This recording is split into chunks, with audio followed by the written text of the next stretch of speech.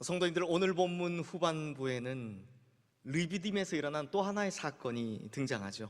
바로 아말렉과의 전쟁입니다.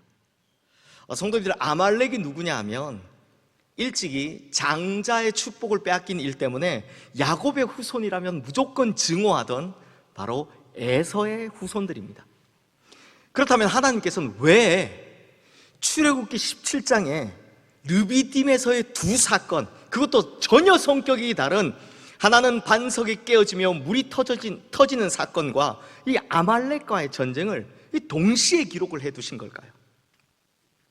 답부터 말씀드리면, 앞은 구원의 은혜, 하나님께서 자기 깨뜨리심이었다면 이번에는 승리입니다. 자, 성도님들 한번 보십시오. 이스라엘 백성들이 갈증을 딱 해결하는 순간 곧바로 아말렉과의 전쟁이 벌어지게 되죠. 이것이 무슨 뜻이냐 하니, 성도들에게 생긴 이 내면의 문제, 이 영적인 문제가 딱 해결되는 순간 곧바로 외부의 적들이 쳐들어온다는 겁니다. 그러니까 구원을 받았다 혹은 은혜를 입었다 하면 곧바로 영적인 전쟁이 시작되더라라는 겁니다. 오늘 우리 성도님들께서 은혜를 받으셨다면 이제 곧 뭘 한다? 영적인 전쟁은 시작된다는 겁니다. 그런데 성도님들, 우리가 이 아말렉과의 전쟁에서 정말 재밌는 사실을 하나 발견할 수 있습니다. 그게 뭐냐?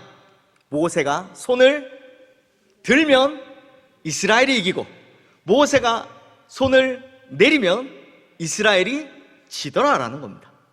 그래서 피곤하고 지친 이 모세의 손이 내려오지 않도록 아론과 훌이 모세의 한쪽 손씩 붙잡고 있어서 결국 이스라엘이 아말렉을 치고 승리했다라는 이야기입니다. 그렇다면 성도님들, 이 장면에서 앞으로 영적인 전쟁을 치르며 살아야 하는 우리에게 하나님께서 무엇을 보여주고 무엇을 가르쳐 주시는 걸까요? 성도님들, 오늘 본문에는 출애굽기에 처음으로 등장하는 한 이름이 나옵니다. 바로 여호수아입니다. 그리고 여호수아가 이스라엘 군대의 사령관이 되는 겁니다.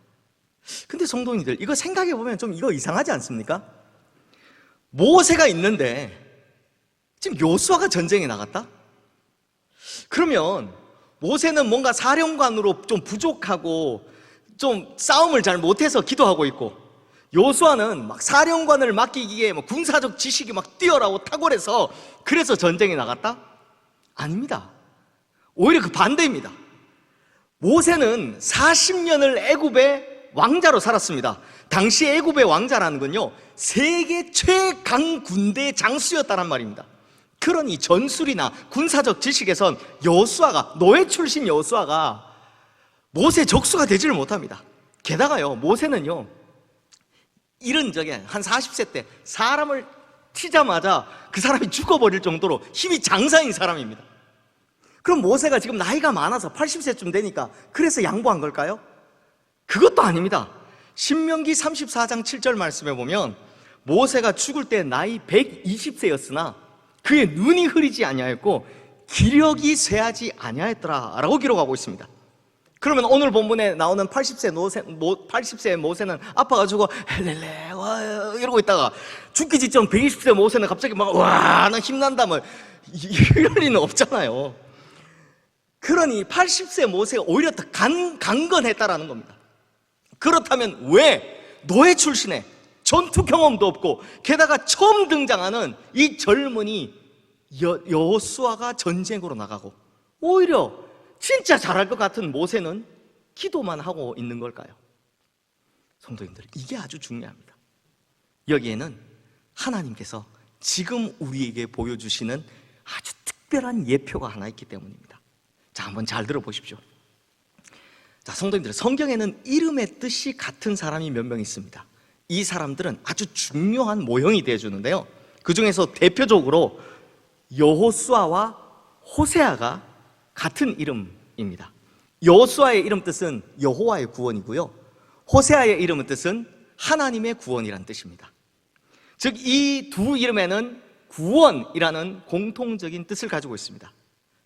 사실 정확히는 여호수아도 호세아였는데 모세가 여호수아로 이름을 바꿔준 겁니다.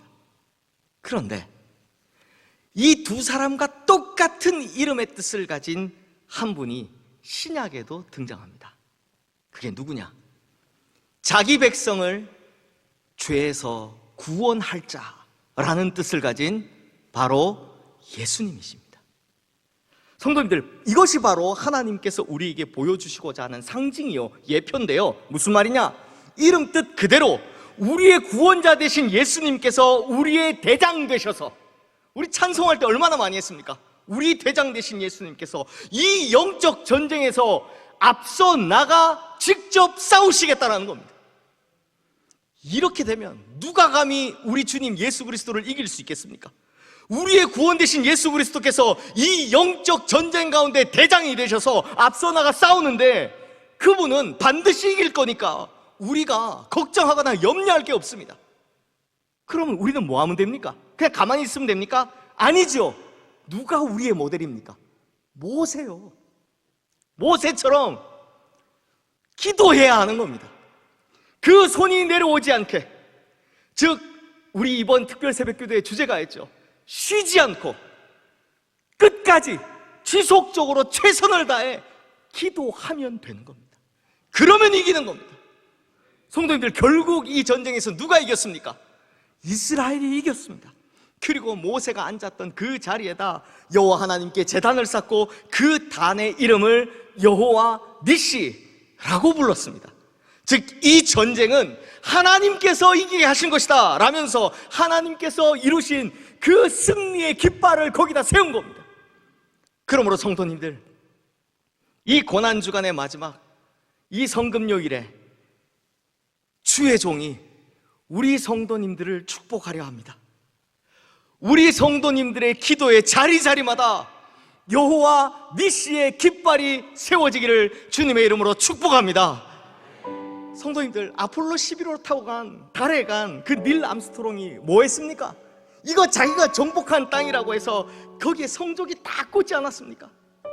그리고 우리 엄원길 선생님이 히말라야에 있는 봉우리, 각 봉우리들 그 정복할 때마다 거기 위에 뭘 꽂습니까? 태극기 다 꽂지 않습니까?